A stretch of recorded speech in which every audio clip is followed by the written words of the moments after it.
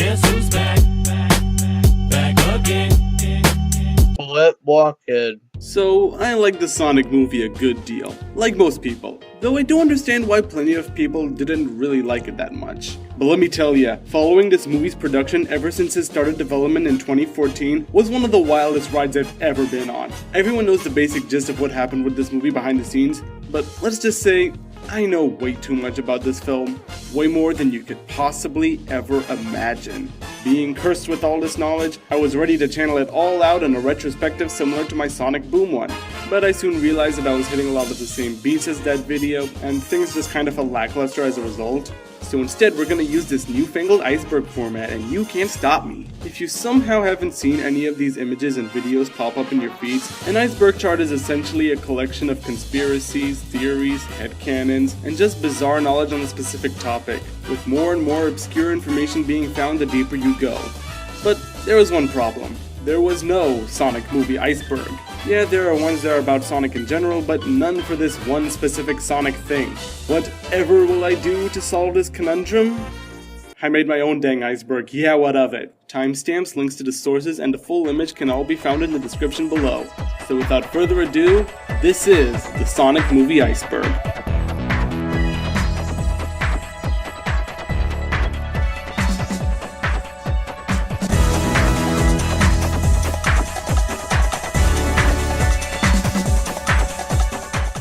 The delay.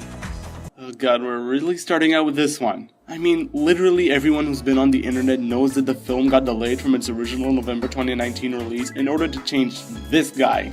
Nothing interesting that you already don't know, but they did accidentally change the release date to March instead of February on the film's Twitter this one time, so that was kinda funny for a bit, I guess. Tyson Hess. Again, another thing most people already know, but this was the man credited with providing Sonic's redesign for the film. Previously, he directed the animation for Sonic Mania's opening and all those animated shorts on YouTube. We did discover his involvement in a kinda neat way though. We quickly found out that the art style for the image that was used by the director Jeff Fowler to announce the delay was very similar to that of Tyson's own art style. And then soon afterwards, he posted an image from the ending of Iron Man as if to say, I am responsible for the redesign.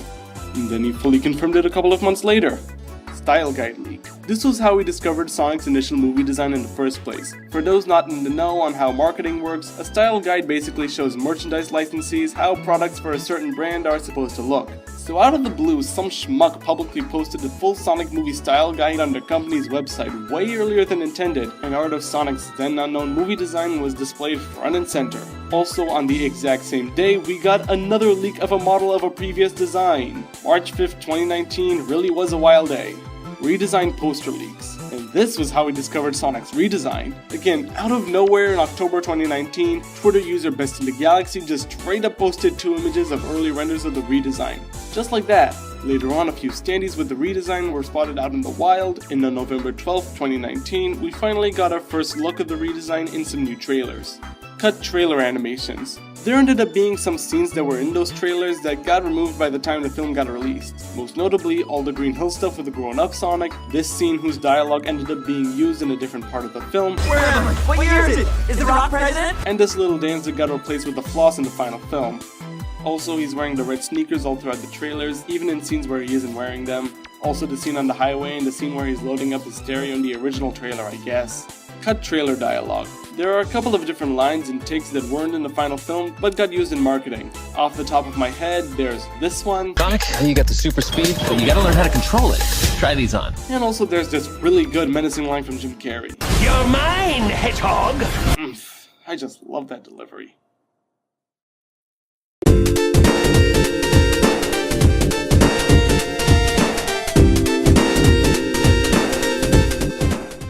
Hashtag release the ugly cut. A lot of people believe that there's a complete alternate cut of the film with the original ugly design, and they want to see it released, hence the hashtag.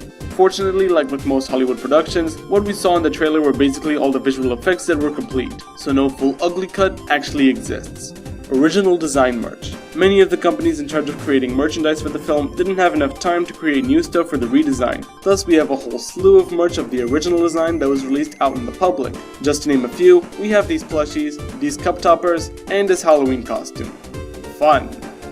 The redesign was a publicity stunt. According to this conspiracy theory, Sonic's original design didn't actually exist, and the film wasn't actually supposed to come out in 2019. In reality, the film was always meant to come out in 2020, and Sonic was always going to look like his redesign. They only released that initial trailer to drum up publicity, because doing something bad gets you more attention than doing something good, I guess. However, not only does this plan sound completely ridiculous and counterintuitive, but there's also the fact that, as mentioned before, a lot of merchandise got released with the original design, even with the redesign out and about. So it's highly improbable that this theory holds any water. Sony turnaround. When the film started development in 2014, it actually started out at Sony Pictures instead of Paramount. But on October 2nd, 2017, Sony put the movie in turnaround, basically writing the film's rights off as a loss. From there, Paramount bought the movie rights and the rest is history. Chris Pratt leak. Shortly after the teaser poster was released in December 2018, another Twitter rando decided to tweet out a poster featuring an earlier, chunkier design of movie Sonic. It's called the Chris Pratt leak because the poster also has a weird looking guy with Chris Pratt's head photoshopped onto it. Russian dub leak. Cienduk, a voice actor who had previously done work on the Russian dub of Rick and Morty, released 2 more images of what is allegedly the same design as the Chris Pratt leak. The images were taken from a recording booth where he was recording dialogue for a cutscene from the film, which, according to the people who translated the script here, involved Sonic helping Tom out with a date.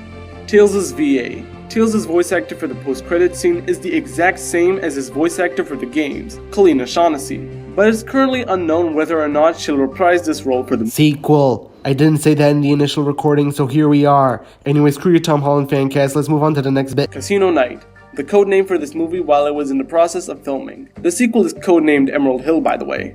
Don't know why there's a fixation on Sonic 2 zone names in particular, but I appreciate it.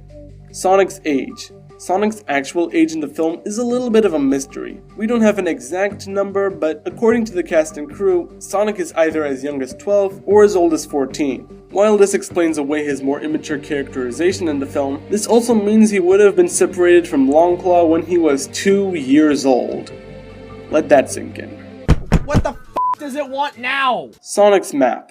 Sonic's Safe Worlds map, as seen in the first act, is a really big treasure trove of Easter eggs. You got the Chaos Emerald, the bumper, the Blue Sphere planet, the Sega Saturn logo, and the sun from the Sonic 1 concept art. Huh, neat. Mega Drive Street, another Easter egg hidden right at the first scene. It's a sign named after the name they gave the Genesis in Japan and Europe. Huh, neat. Golden Globes joke. The Sonic movie got name dropped in an otherwise unrelated skit with Jim Carrey at the 2019 Golden Globes Awards show. You know, I just finished a film. It's called Sonic the Hedgehog. Comes out in November. Oh. Well, you know, come back next year. I'm sure it'll be nominated. People got mad at this for whatever reason. Speed Battle promotion. The movie ended up doing a cross-promotion with 2 Sonic mobile games, Sonic Forces Speed Battle and Sonic Dash. A new stage based off of San Francisco was introduced, titled Golden Bay Zone, complete with robotics drones as enemies. This promotion is perhaps most notable for introducing 3 new playable characters from the film, Movie Sonic, Baby Sonic, and Longclaw. This was one of the few times that the movie was acknowledged to this extent from Sega, the only other times being in Phantasy Star Online 2 and in the Japan-only Puyo Puyo Quest. Deleted scenes. The official home media release has around 13 minutes of unused content from the film, spread across 5 different scenes, 3 of which involve Sonic's original design in some way, complete with mostly unfinished visual effects. I'm not in the mood to explain each one of them in detail because this bit would go on for way too long if I did, so please check them out if you want to see what they're all about. Leaked Speed Me Up. Shortly after the main theme for the film Speed Me Up got announced, an early version was leaked online a couple of days before the track was set to come out. This version has slightly different lyrics and delivery from Wiz Khalifa, but is otherwise very similar to the final version used in the film. Chizzy Stevens. This artist was originally hired to create the tie-in song for the film, before Wiz and his crew popped up. He then created the song Gotta Go Fast for the project, but he was mysteriously dropped off of the soundtrack shortly after its completion. A lot of people speculated that this was due to the inclusion of a sample of the Green Hill theme, as this composer Masato Nakamura owns the rights to it, and people have to pay him royalties every time it gets used. While this seemed plausible at first, Chizzy later confirmed on the podcast that it didn't get used simply because the producer behind his deal ended up leaving the project, taking all those plans with him.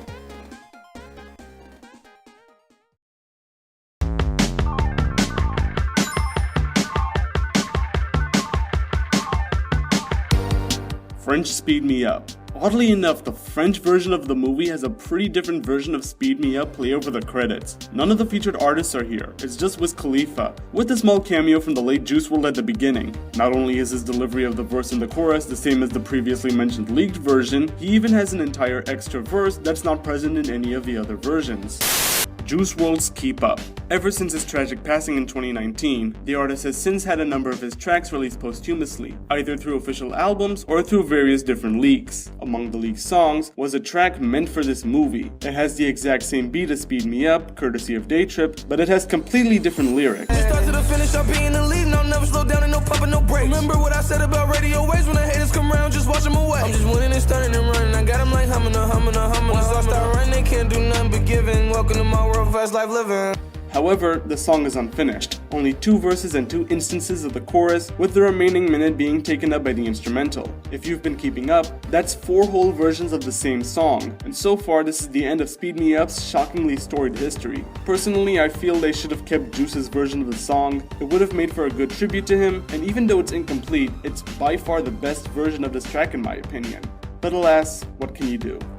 Jim Carrey references. As this movie is Jim Carrey's major return to big-budget Hollywood films, much of the cast and crew were naturally ecstatic to work alongside him, especially Ben Schwartz, as evident by the fact that he made a few homages to his previous work, namely the bit where he mimics a rewinding tape, and this particular moment, I'm wet, I'm cold, there's a fish on my head, were both references to 2 particular jokes from Ace Ventura and Dumb and Dumber respectively. Our pets' heads are falling off! Amy Rose cameo. In this moment of Zillow product placement, you can see that the owner of the apartment is named after Amy Rose. I know it's not really a cameo, but a name drop, but still. Ha! Neat! Sonic ball prop. In CGI hybrid films like these, the filmmakers will use various props and statues in place of the CG elements, as reference for the visual effects artists later down in post-production. Not only did they make one for Sonic's original design, but they also made a prop for his ball form. It even rolls around. This prop in particular is in very high demand among fans, who really want it as a throw pillow. And yeah, I want one too. Screw the ugly cut, release the ball prop instead, damn it. Gary Chalk, the voice of Grounder from Adventures of Sonic the Hedgehog and Robotnik in Sonic Underground, is in this movie. Yeah, he's in that scene with all the Pentagon guys, and I'm not sure if him being cast in this movie was done for that particular reason, but still. Huh, neat. Paul Rudd. According to initial headlines announcing the casting, Paul Rudd, most known for playing Ant-Man in the MCU, was set to be cast for the main role of Tom in the movie, but for unknown reasons, likely his previous commitments to the MCU, he dropped out and James Marsden was cast in his place instead. Riff Raff. Shortly after the first trailer dropped, the artist Riff Raff stated that he would create a song for the film and even voice an unknown character. Neither of these things ended up happening, likely due to him breaking his non-disclosure agreement, or due to his unsavory past.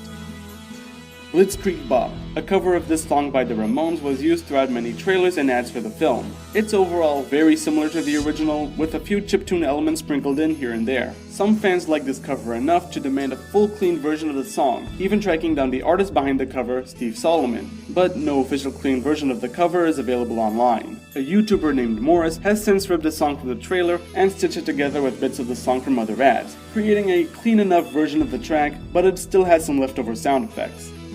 Ring Frisbee. This seemingly not very special piece of merchandise was sent off in numerous giveaways held by multiple companies. While the item itself has nothing really interesting going on, its packaging does. It features an unused render, seemingly for a teaser poster, featuring the design discovered in the Russian dub leak. His head isn't in the frame, but we can tell that it's this specific model because of the blue hands and chubbier body.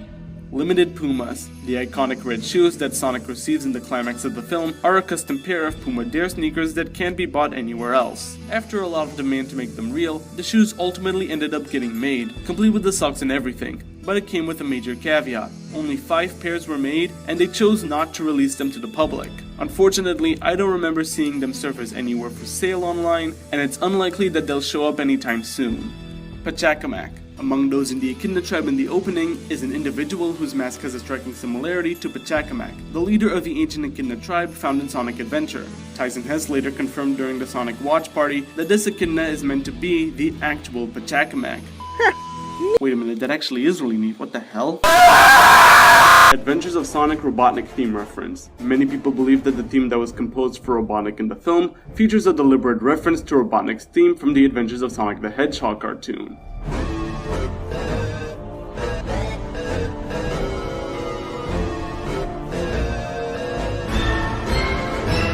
this tidbit remains unconfirmed, but it's also just as likely that the similarity is just a coincidence.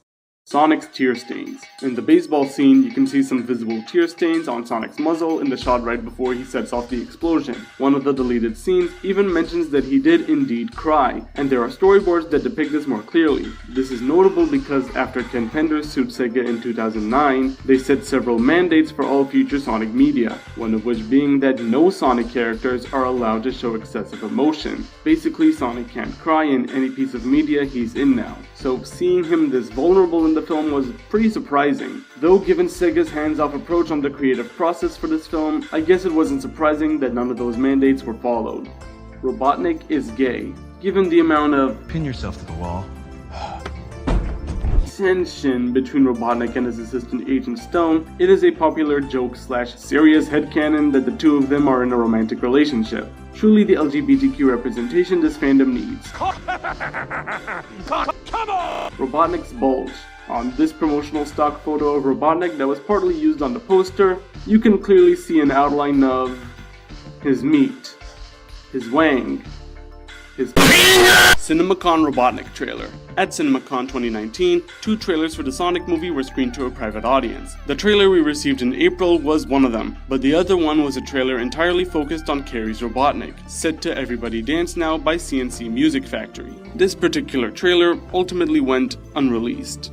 Failed movie pitches. Prior to the one we got, there were a few pitches for Sonic movies in the past that ultimately didn't get made. There's already a great video by Pat Mac discussing these, but in short, we know about 2 pitches in particular. A mid-90s live-action CG hybrid from MGM, and another one set in the SatAM Archie universe.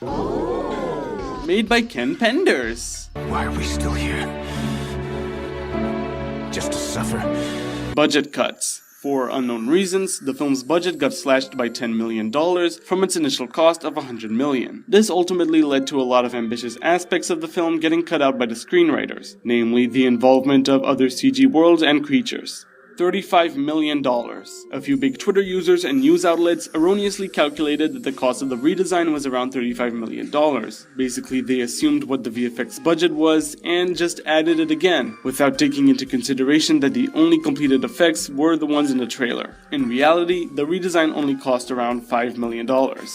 Original trailer was rushed/original trailer inconsistencies. When watching the original trailer, did you ever feel like Sonic's look kept on changing ever so slightly throughout the whole thing? How about the fact that a lot of the rendering in some of these shots looked pretty incomplete?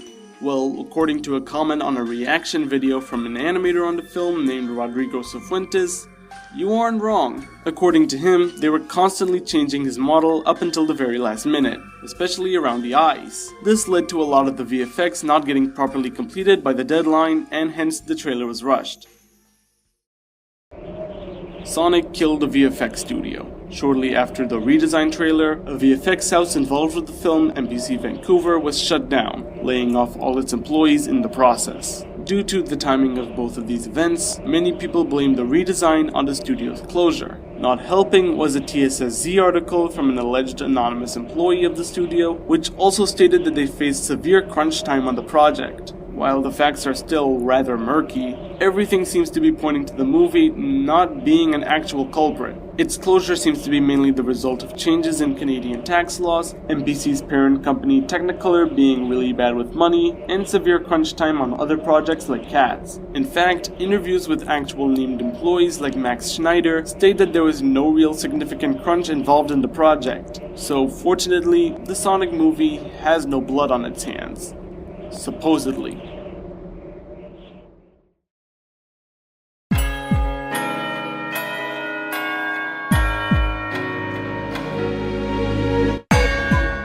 PCO Group. This is a company which mainly specializes in creating and manufacturing merchandise based on various films, specifically for sale at movie theaters. For this movie, they made a small variety of plushies of Sonic for these venues, most notable for its very wide smile. However, these were only sold in Germany and Russia, and because of the pandemic shutting down theaters, not a lot of them were made. As a result, these plushes are considered to be some of the most elusive Sonic movie merch out there. Longclaw is based on labyrinth engravings. The design of Longclaw's face seems to be based off of these engravings found in Labyrinth Zone from Sonic 1, one of which can even be seen in the opening. According to Sonic lore, these engravings are said to be a remnant of an ancient civilization, which means that Longclaw could also be a part of this civilization in the movie's universe. On another note, Sonic being raised by an owl also has parallels with the 1993 book Stay Sonic, which depicts a similar scenario, only the owl here is named Sophocles. Storyboard Sonic. Before we even got a single poster, one of the storyboard artists of the film, Douglas Einar Olsen, released this drawing of Sonic after he finished up his time on the project. Some people thought that this drawing was how Sonic was going to actually look in the film, but it was later clarified that this was simply how he was drawn in the storyboards, hence the nickname.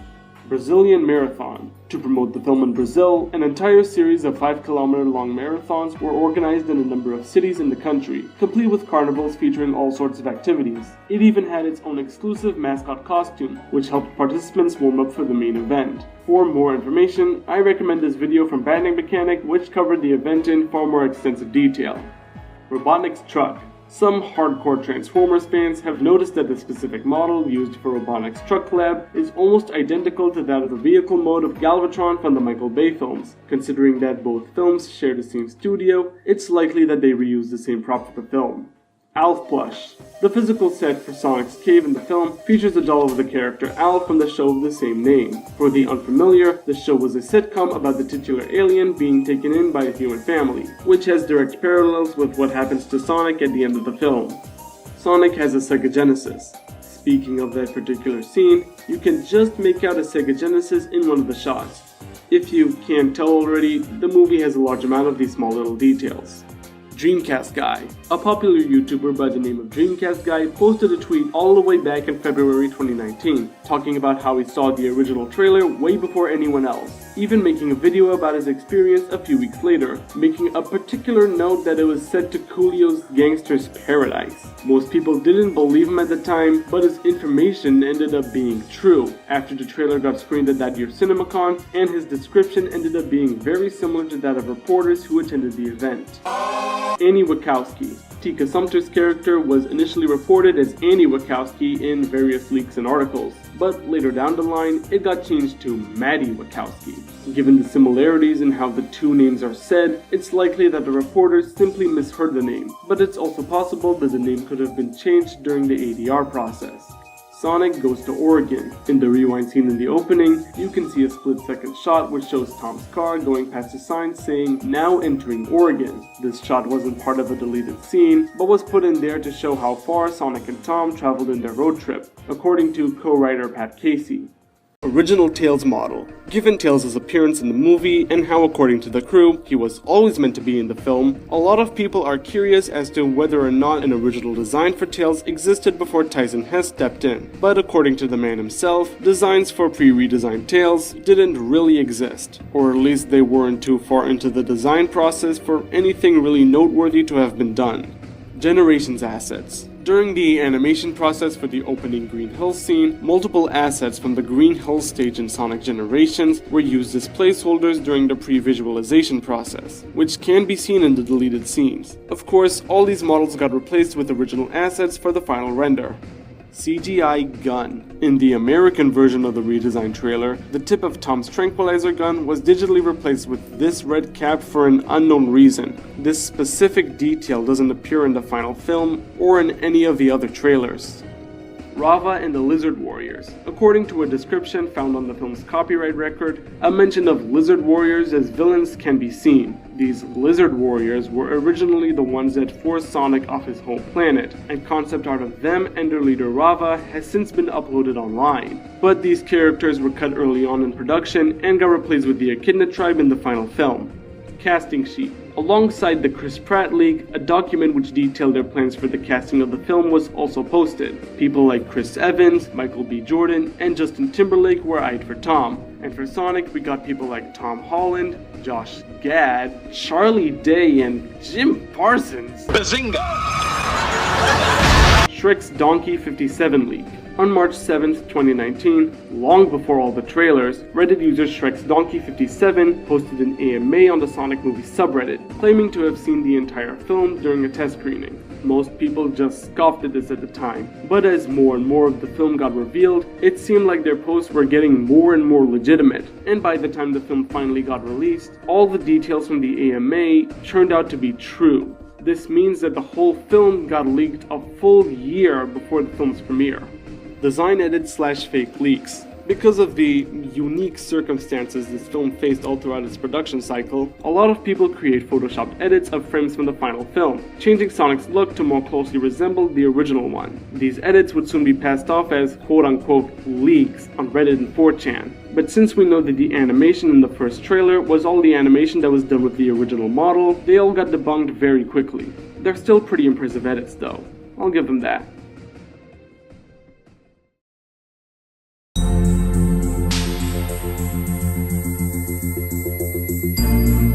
Yuji Naka cameo. One of Sonic's original creators, Yuji Naka, has claimed to have approached the studio about the idea of making a cameo in the film, in the vein of the Stan Lee cameos in the Marvel films. However, this idea ultimately never came to fruition. Unreleased Jakks Pacific merch. Jakks Pacific, one of the merchandise licensees for the film, once prematurely listed all their planned merch in March 2019, before quickly taking them down. While both the Baby Sonic plush and the Talking Sonic got released, neither of the figures had the same fate. It is assumed that both of these figures were scrapped due to the redesign. Cut Genesis-style score. The film's composer, Tom Holkenborg, aka Junkie XL, initially wanted to extensively utilize the synths used in the Sega Genesis's hardware for the movie's score, namely the Yamaha YM2612 FM synthesizer. But after some meetings with the studio, it was decided that he would go in the more orchestral direction for the final score, inspired by the soundtracks of classic Golden Age cartoons like Tom and Jerry, though he was able to sneak in some synth in the final film.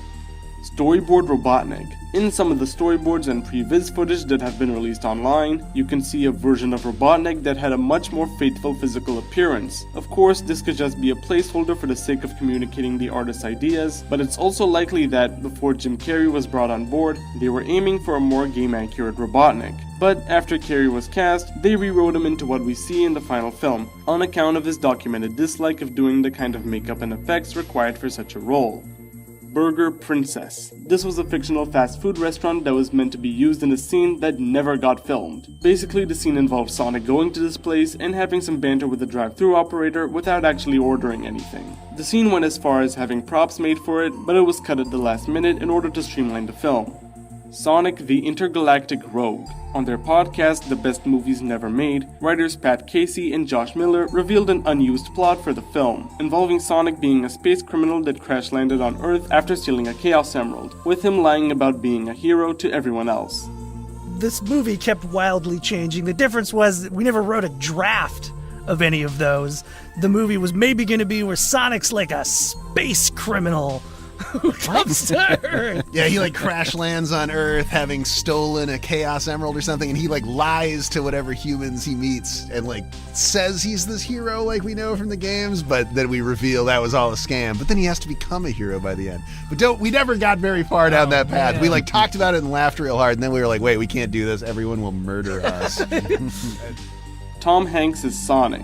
In an interview he did leading up to its release, Sonic's voice actor Ben Schwartz stated that he was brought on board after they couldn't get Tom Hanks for the part. And I guess it went well enough where Tom Hanks wasn't available. Tom Hanks. I'm pretty sure he meant Tom Holland, but it's way funnier to picture Tom Hanks doing a Sonic voice, so this is canon now. I found you, Baker! Van on Sonic Stadium. Sometime after the film's announcement, the person who penned the story and the original writer, Van Robichaux, appeared on the Sonic Stadium forums, and he would sporadically post in the movie's thread for about a year or so, much to the surprise of all the members of the site. There, he would give as many details on the project as he realistically could under an NDA, and he simply just talked about Sonic with them. He showed a surprising amount of knowledge of the Sonic universe and the fandom, more than you'd expect at least. He hasn't been active on the forums since December 2016.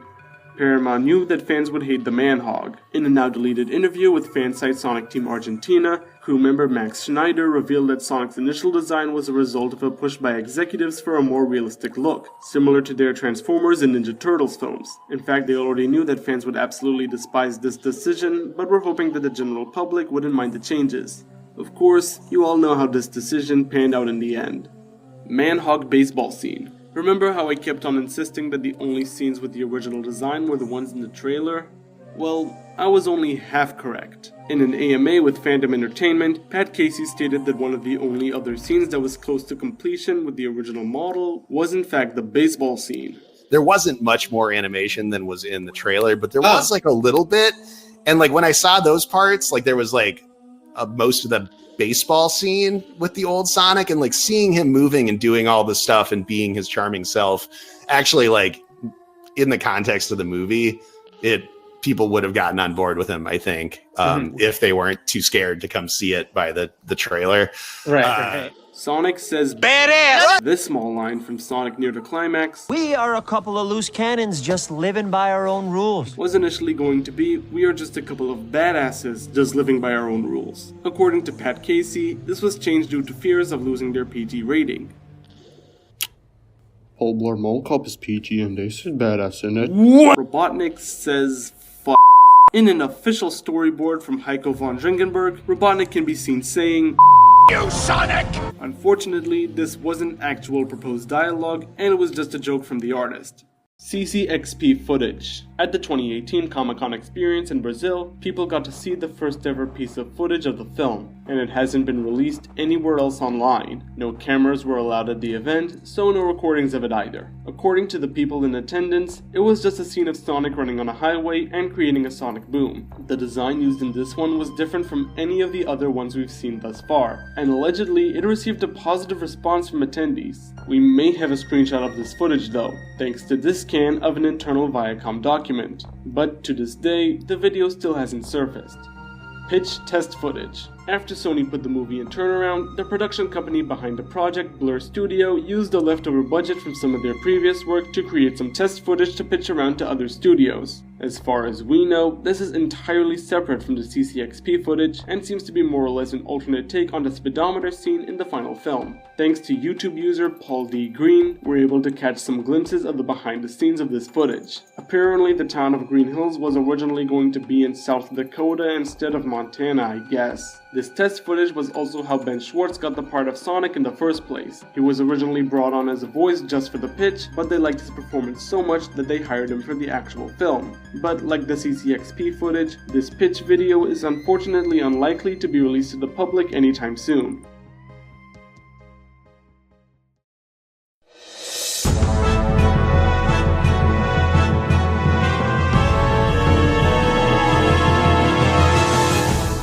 Agent Stone's diary. In the Mad Lib's book for the movie, we can see a few excerpts of pages from Agent Stone's diary, describing his experiences working for Robotnik and stating how he'd like to have his own robotics factory one day. I'm pretty sure that there's some stuff in here that adds to the whole Robotnik and Stone being gay thing, but I ain't buying these books to find out.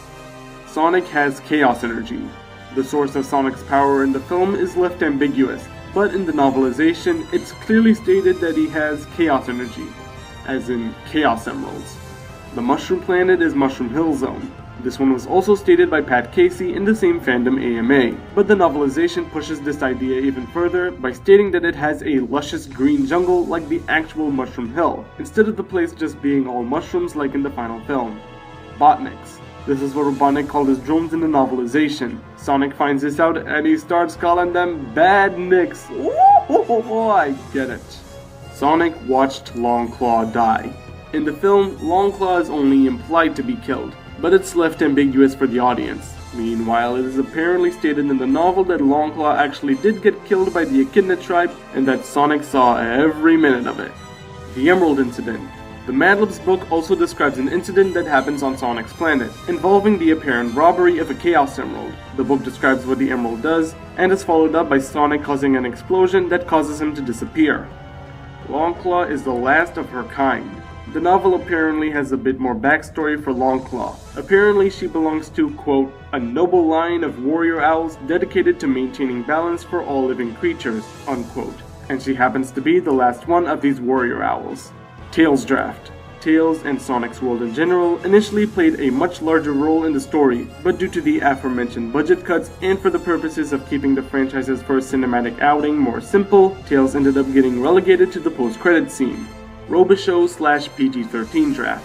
The initial draft of the movie, penned by Van Robichaux and Evan Susser, was to be much more mature according to them, and was aiming for a PG-13 rating. This draft ended up being scrapped when the studio switched, and when their screenwriting duties got swapped with Pat Casey and Josh Miller. Unfortunately, we can't get any more info on this particular draft, because of their NDAs. Conservative propaganda. This is a frankly bizarre analysis of the film found on the Sonic Movie subreddit. All you need to know is that the poster concludes that the movie is populist in nature, and that the post got rightfully ratioed to hell and back. Robotnik is a war criminal. This statement mainly stems from this scene where people from the Pentagon not only state that Robotnik helped with a coup in Pakistan, but was also responsible for single-handedly wiping out an entire nation from existence. Remember the coup in Pakistan? No. Or the uprising in Azerbaijanistan? It's not even a country. Exactly. And you can thank Robotnik for that. And these government officials say all this as if they are achievements that one should be proud of, instead of needless acts of war. Jeez.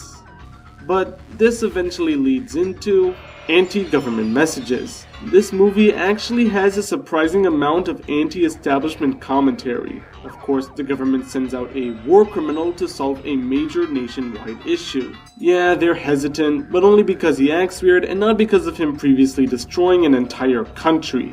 This government official also has the power to falsely accuse innocent people of terrorism. So there's that. They also clearly wiretapped Tom's phone because they gave him an Olive Garden gift card at the end after he mentioned that he had the restaurant's app in a call earlier in the film. Also, the fact that the reward they gave him for saving the world is a $50 gift card.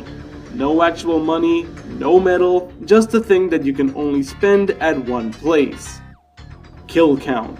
When Robotnik is chasing and shooting Sonic down in the traffic-filled San Francisco highways, you can see a lot of property and numerous vehicles being shot at, some of them being empty, plenty of them being active. This can only mean that there were, at best, severe injuries among plenty of people, and at worst, a number of casualties at the hands of the deranged scientist. All this, along with everything else I previously mentioned, and the most these higher-ups can do is just cover it up.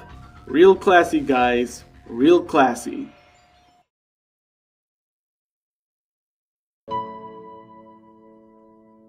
You know, given the events of the movie, with him losing his parental figure at a very young age and him living in solitude for the next 10 years of his life, one has to wonder the implications and ramifications of these events. The trauma one must experience from losing a loved one, let alone having to fend for yourself on a completely foreign world. Everything just must feel so heavy. Imagine all the mental health problems he must face on a day-to-day basis. Imagine the pain he endures. Imagine what it would actually be like to be movie Sonic, with all these burdens just weighing down on you. Poor guy. Poor guy.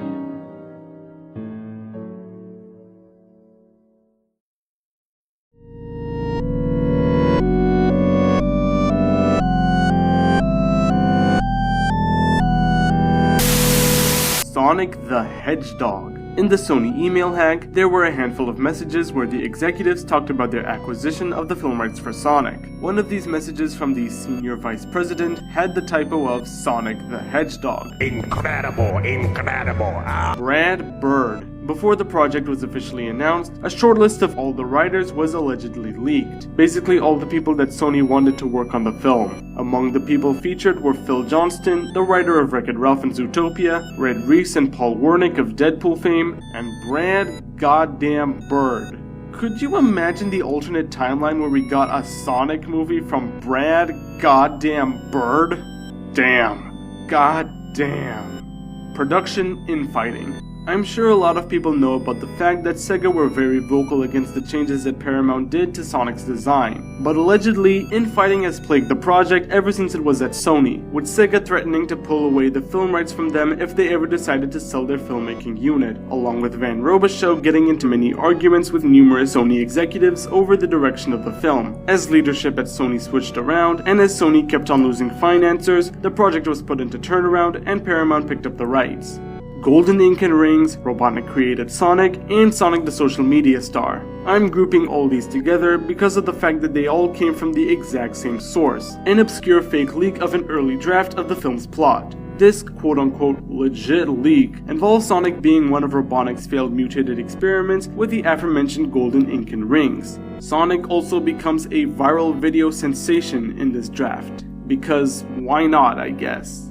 Grant the journalist. Yet another fake leak, though this one is way more detailed than the last one, featuring a full plot, the locations, and character descriptions. It's essentially a Sonic Adventure adaptation, with Chaos playing a huge part, though Knuckles is absent from the story for some reason. According to this quote-unquote leak, the movie was also meant to be a tie-in to Sonic Forces, but plans ended up falling through due to the delays. There is also a human tag-along character named Grant, who just so happens to be a journalist. I can't explain everything in the leak here, so just go watch Premier Remy's old video on the subject for more info.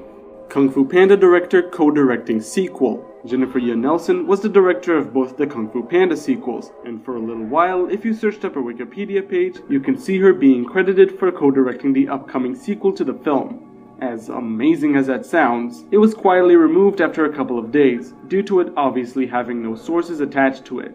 Sonic Movie 2 storyboard. Here we have the latest fake leaks surrounding this project thus far. It's an alleged storyboard from the film involving Sonic being chased by Metal Sonic. It's got all your trademark fake leak symptoms. The picture being taken off a computer, the shaky cam, the list goes on. Not surprisingly, everyone basically dismissed this leak on sight and laughed it off to the Shadow Realm.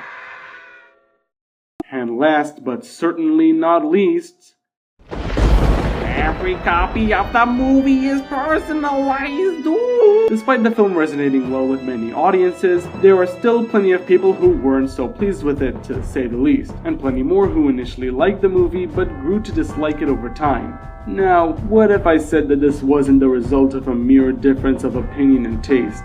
No, this is all because the movie was designed with AI mind control powers and make each viewing of the movie different from the last and— oh, who am I kidding? This is a dumb note to end on. Look, maybe those guys are right. Maybe this movie wasn't as good as I initially thought it was. We were all just affected by the hype. We all just felt bad for the filmmakers who deliberately went out of their way to listen to their audience for once, and we all felt that we had to like it as a result. But now, we can clearly see that this movie is just mediocre.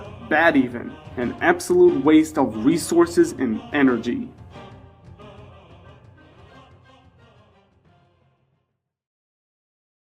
Yeah, right. I still have a good time with this movie to this day, even after multiple viewings. Keep in mind, I'm a pretty critical person when it comes to this stuff. I don't like Sonic stuff just because it's Sonic. When I say I like a Sonic thing, I mean it. Hell, this movie is aged a lot better than Detective Pikachu, that's for sure. What did you say, punk? It aged better than Detective Pikachu. How can I say such a thing? How can I say that this obvious cash grab is a genuinely worthwhile piece of cinema? Well, that's a video for another time. Until then, thank you and good night.